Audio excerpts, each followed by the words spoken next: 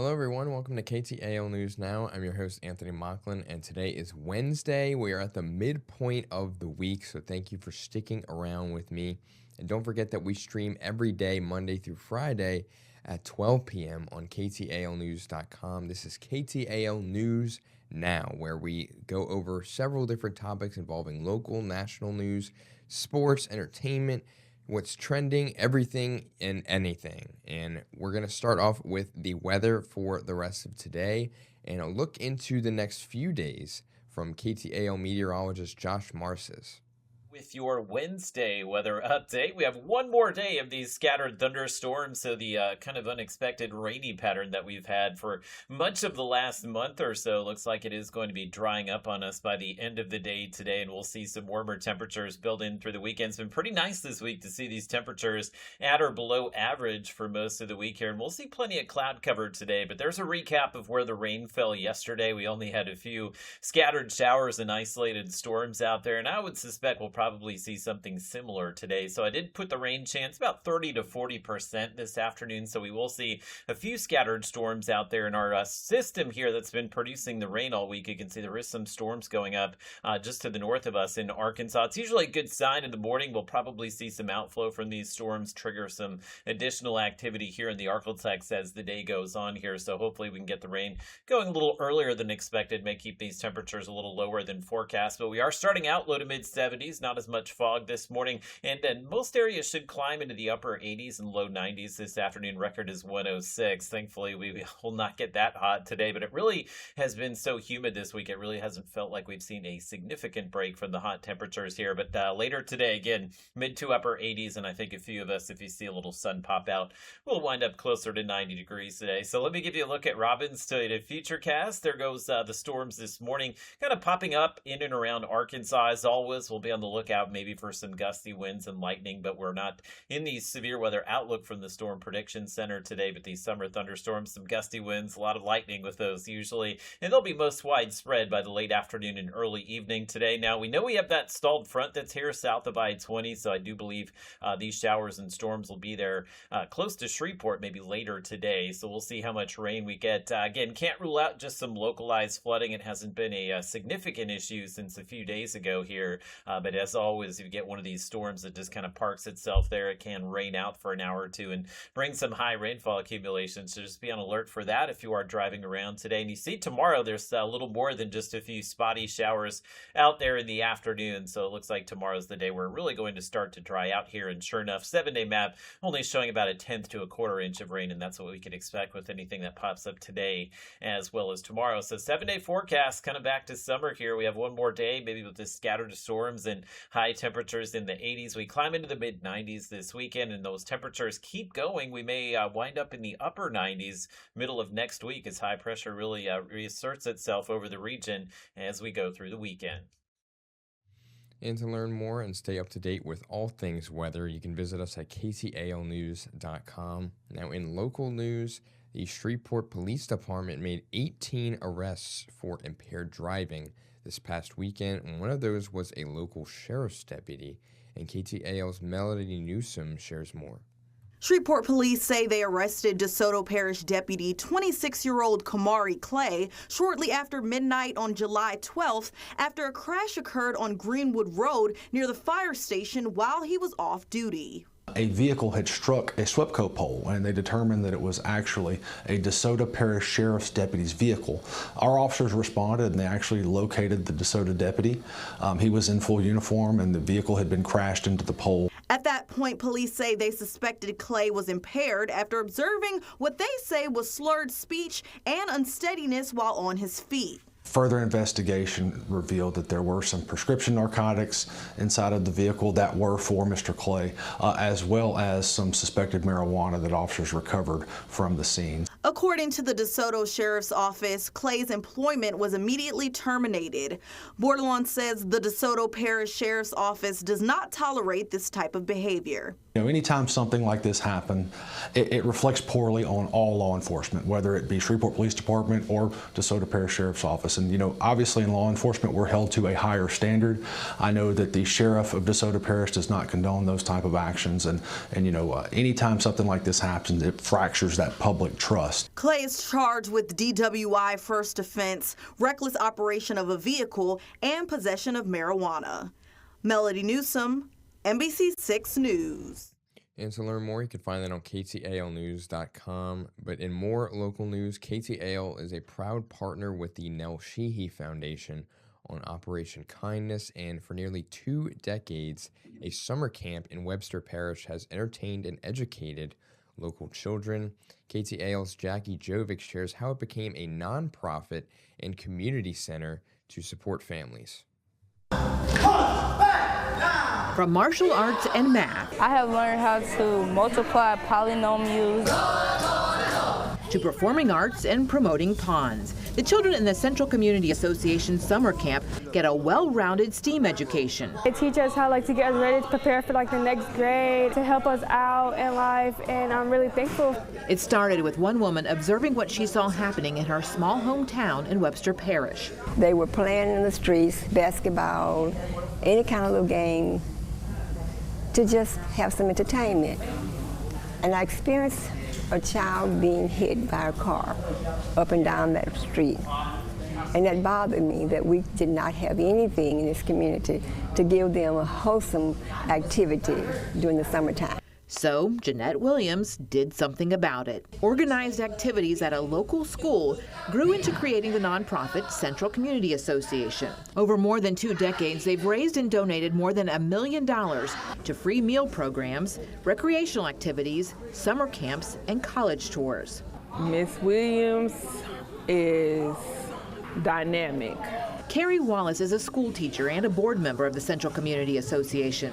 She's been a camp teacher for the past decade. I want them to have and be prepared for life, and I want them to have a hunger and a thirst for success and just living a great life. And many of the summer camp alumni have done just that. And we've even had some that come back to talk to the kids and encourage the children that they were where they are now. That if it was not for this program, they would not have been exposed to many things that they were exposed to. And you can support yourself by playing bingo at their fundraisers on Monday nights at the Double Eagle Bingo Hall in Shreveport. But to learn more, you can visit KTALnews.com. Now, over the past few days, it has been raining like crazy. There's been flash flooding in several different areas, and some more severe than others, where roads were completely undercovered in water and you couldn't even drive on them. There have been so many crises that have been started from this, and North Louisiana first responders are answering the call for people's help in Texas, and specifically Louisiana Task Force 3 is deploying their Swift Water Rescue Team, and KTAL's Mata Drain got to speak with the fire chief to hear more. Louisiana Task Force USAR teams continue to develop. This started a long time ago. Due to a disaster, our state fire marshal, Brian Adams, has put a lot of work into it, and the fire marshal prior to him put a lot of work into it with equipment and training and everything else. So we're very blessed to have many individuals with the Shreveport Fire Department and surrounding areas that have the training, the specialized training, to be able to respond to those in need. Okay, talk about some of the things that they'll be doing, because I did see they had some boats connected, to their trucks and everything. So they have some good resources as well that they're taking out there. Absolutely. This is a 7-member team. Just show you how things work. It was supposed to be an 8-member team. One of them had an emergency on last night. It wasn't enough time to fill that slot. So we adapt and we overcome. So that 7-member Swift Water team will be going to the San Antonio type area. We're going to be going first to staging in Bryan College Station to get their assignment. By the gracious by 3 fire chiefs, Fire District 5, which is Chief Darryl Braniff has allowed two of his members to go. One of his members to go. Cattle Fire District 4, Josh Gamble, has allowed two of his members to go along with equipment, and Shreveport Fire Department has 4 members going with equipment. You did see the specialized boats that were behind them. We call them Wally boats, specifically used for swiftwater rescue.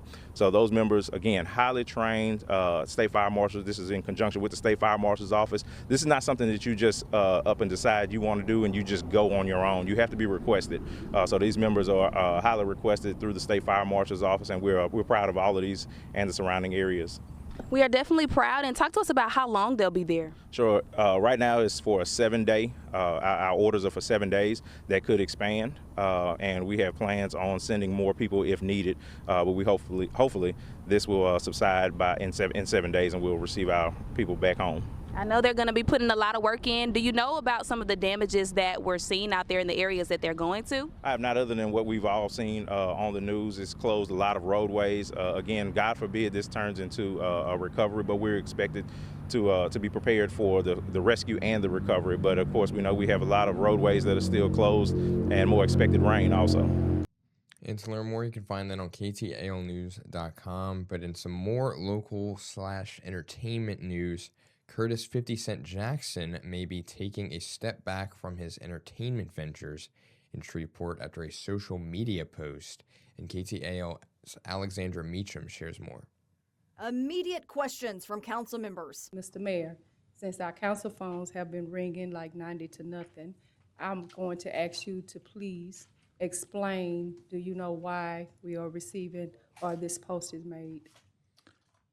Madam Chair, I'm not a mind reader, and the post that he made was ambiguous. I do not know what was meant by it. Curtis 50 Cent Jackson posting this on Instagram Monday night, saying, quote, "There are people in Shreveport that just don't want things to get better. I only make deals that make sense. I'm going to have to pull back on the Red River. Peace." Mr. Mayor, what about the repairs on the roof on the buildings that we talked about some time ago that the roof was bad? Have they been repaired? I will be very glad to brief you about that privately. Mayor Tom Arsenault says his administration will continue to work with Mr. Jackson on a good faith basis to try and reach agreements on whatever agreements are not made so far. He says some communication has been made to 50 Cent's representatives and team, but he personally has not spoken to him, especially with it being a council day. We have reached out to the team.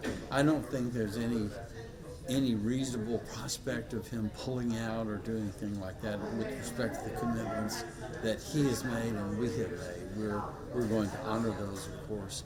There's some other stuff that we were discussing, and hopefully that will still pan out. And if it doesn't, sometimes deals don't work. Can you just reiterate for the public some of the commitments that are on the table? Well, he's got permits on the dome. He has undertaken leases at Stageworks.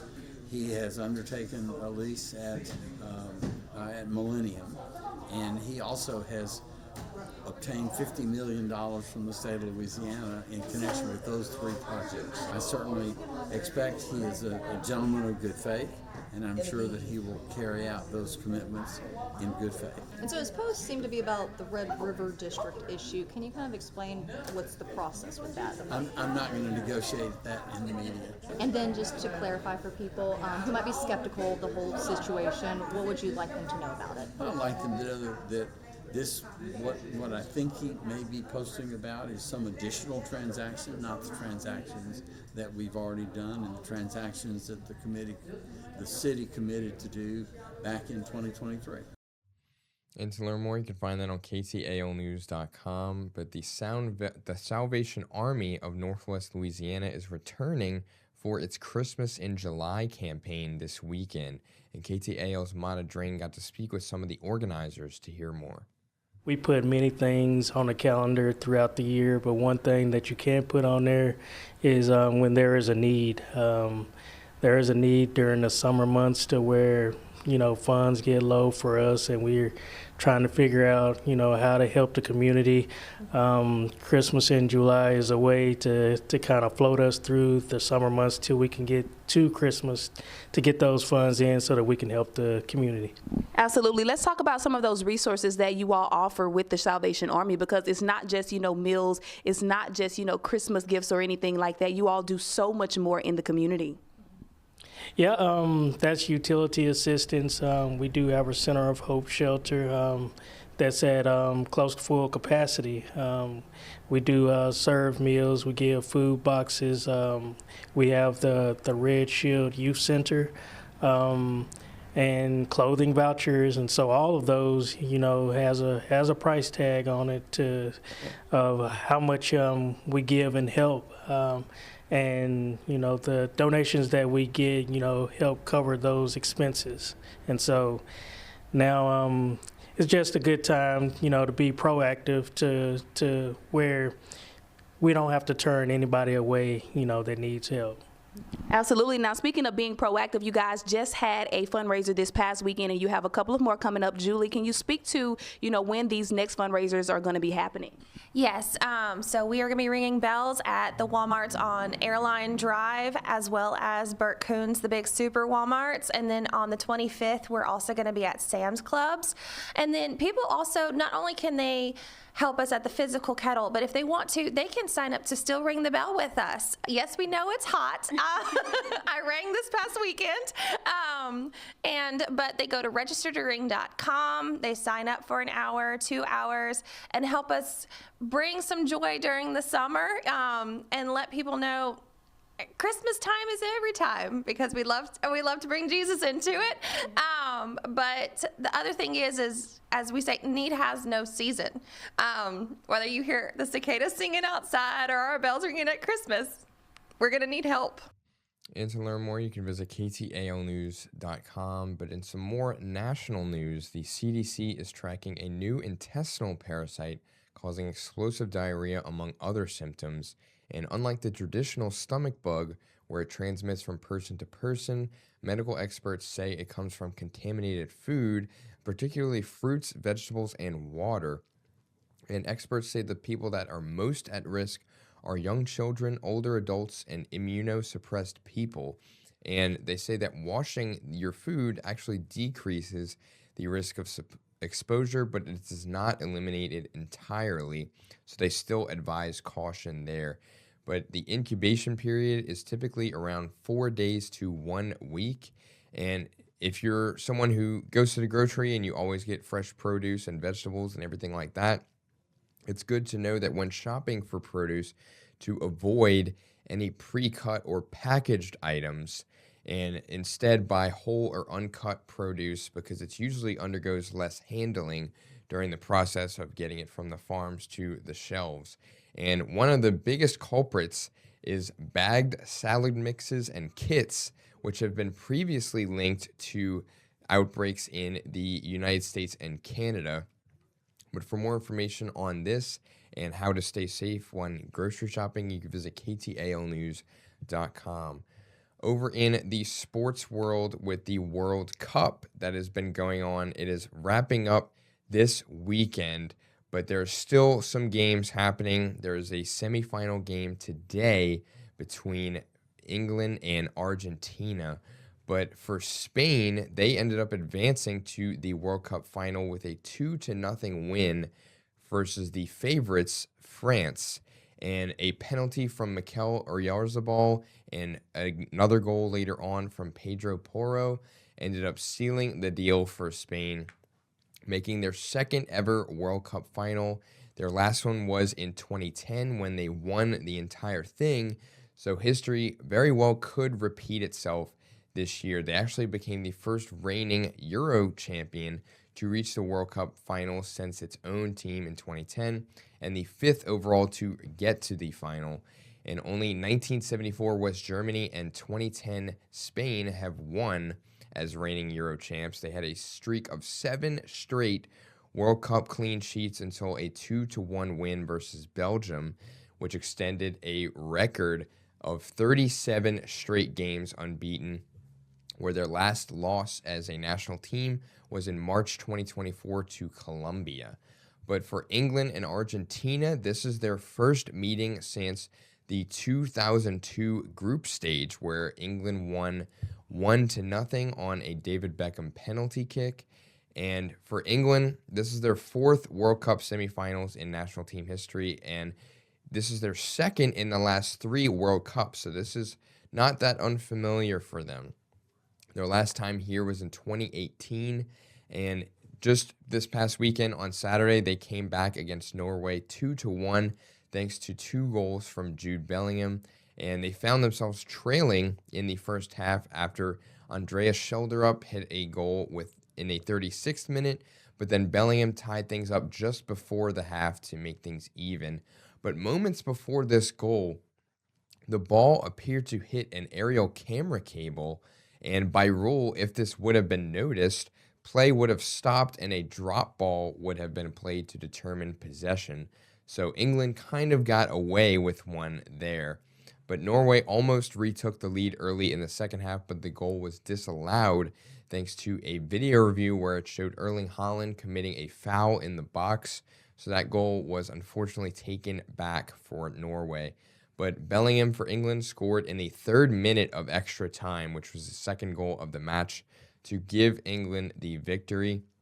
And he is now tied for 4th in the Golden Boot race, along with teammate Harry Kane behind Erling Haaland, Kylian Mbappe, and Lionel Messi. Now, Haaland and Mbappe are now eliminated from the World Cup this year, so they have a chance to overtake Messi or even get on par with him. But being that they are facing Argentina in this one, it's going to be a matchup for the ages. And for Argentina, they are the reigning World Cup champions. They won back in 2022 against France in what was probably one of the best, if not the best, sporting event that I've ever watched in terms of just like the magnitude and the craziness that was happening in that game. Just all the stars that were on that field. It was absolutely insane.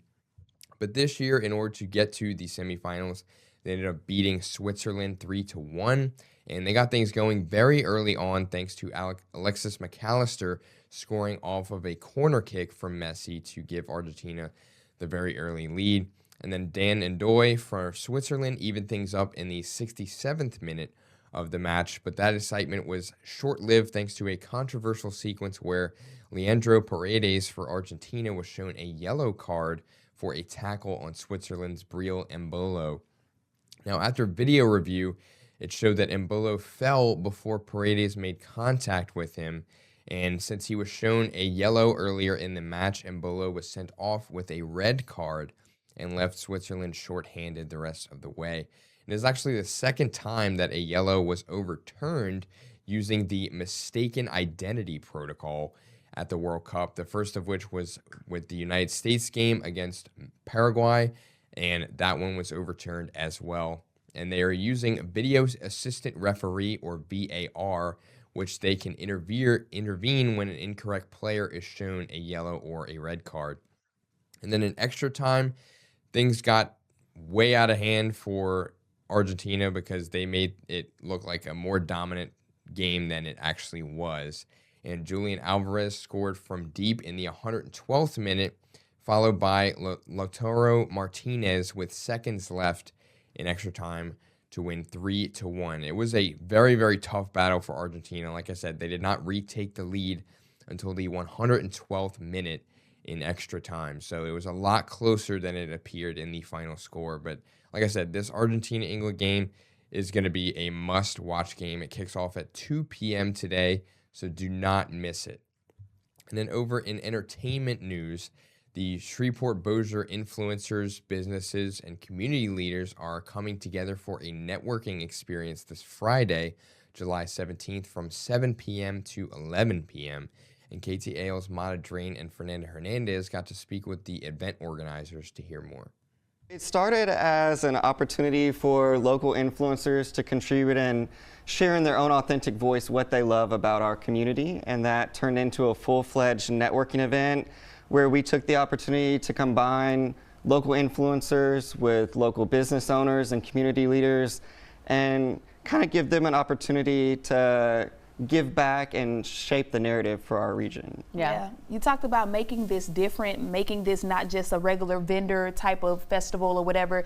What experience can they expect when they walk in? That's right. We didn't want this to be just another vendor's market. We really wanted it to be an experience that they could photograph and video while they're there. And so we were very intentional about the businesses that we partnered with. So we got Live Casino, who's going to be providing samples of celebrity chef Jet Tilla's new menu that's coming to Luck Fu inside the casino. We've got several giveaways throughout the night, including a free 1-hour flight above Shreveport-Bossier and one of New Aviation's Cessna planes. Okay. So it's going to be an amazing evening. There's going to be something happening throughout the entire night, and it's just a fun, exciting opportunity and way to collaborate and create content and meet people in our community. Absolutely. Yeah, and Elijah, we want to hear from you. Tell us what type of content you create and how it's been for you to be an influencer. I have a lot of, I don't have a niche. People always say I need to have a niche, but I have like 3 different pages. I post all about local Shreveport-Bossier food. I also travel, post their food. I guess mainly food. Okay. Maybe you do have a little bit of a niche. Yeah, well, that's really exciting for, I think, people who are maybe looking to get into influencing or maybe want some information connecting with people who it's working for. Why do you think events like this are so important for our community? Well, I love, so I went to an influencer, well, not an influencer event, just an event where I met other influencers, and I was fangirling all over because I was like, I never thought I could get next to you. They're local influencers too. So something like this where it's actually specifically to meet other influencers, I'm really excited. Yeah. Even though I'm an influencer, but to meet others, I'm excited. That's really cool. And then Paul, kind of talk about some of those other influencers that will be in the building as well, representing. Yeah, so we have our confirmed influencers that we have attending have a combined following of 2 million plus. Wow. So we've got Nalasia, of course, who's going to be joining us, but Jalen Attaway, Will Guffey, Rel Lathan. You can see all of them back here, Hannah, Louisiana, Michael Anthony. So there's going to be a lot of familiar faces that you've seen on TikTok and on your feeds that will be joining us for that evening, and excited about collaborating as well. All right, talk about how we can get those tickets and get involved. That's right. So you can visit www.sbinfluencers.events to learn more information about the event or to get your ticket as well. We do have a very limited number of tickets left, so we encourage you to go and get them before they're gone. All right. Yeah, sounds like an event that you definitely do not want to miss. We're going to put all of the information online for you, as well as the link to grab your tickets. Guys, thank you so much for joining us this morning to talk all about this event. Just one final push for someone who's watching us this morning who thinks, you know, why would this apply to me? What would you say to them to invite them to come, Paul? So I think there's a little something for everybody. If you're an influencer, it's an opportunity to meet other local influencers, create collaborations. There's an opportunity to meet local business owners and create content, or local businesses connect with influencers who are shaping that conversation here. And if you're just looking for a good time, we've got that as well. I mean, there's a ton of giveaways, live music, a live streamed red carpet, so there's really a little something for everyone.